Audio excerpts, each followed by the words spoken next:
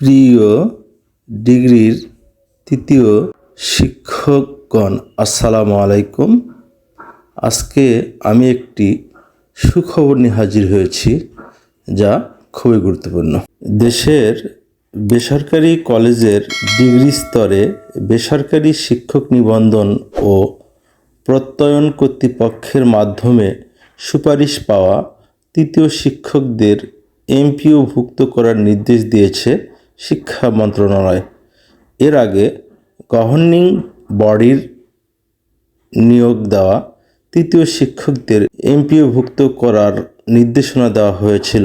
সম্প্রতি শিক্ষা মন্ত্রণালয়ের মাধ্যমিক ও উচ্চশিক্ষা বিভাগের সিনিয়র সহকারী সচিব মোহাম্মদ তৌহিদুল ইসলাম স্বাক্ষরিত এক বিজ্ঞপ্তিতে এই নির্দেশনা দেওয়া হয়।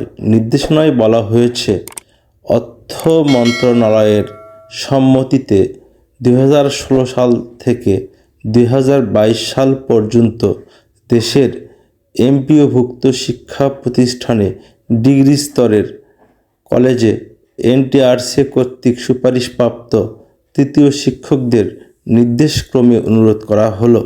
শিক্ষা মন্ত্রণালয়ের 2016 সালের 19 অক্টোবরের পত্রের নির্দেশনা অনুযায়ী 2016 সালের 31 ডিসেম্বরের মধ্যে নিয়োগ পাওয়া তৃতীয় শিক্ষকদের এমপিওভুক্ত করা হয়নি।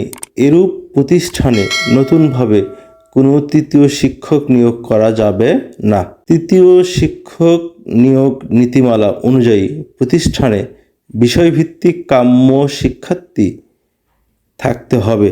তবে বর্তমানে কাম্য শিক্ষার্থী না থাকায় কোনো শিক্ষক এমপিওভুক্ত হতে না পারলে পরবর্তীতে কাম্য শিক্ষার্থী পূরণ হলে মন্ত্রণালয়ের অনুমতিক্রমে এমপিওভুক্ত হতে পারবে বলে জানিয়েছেন।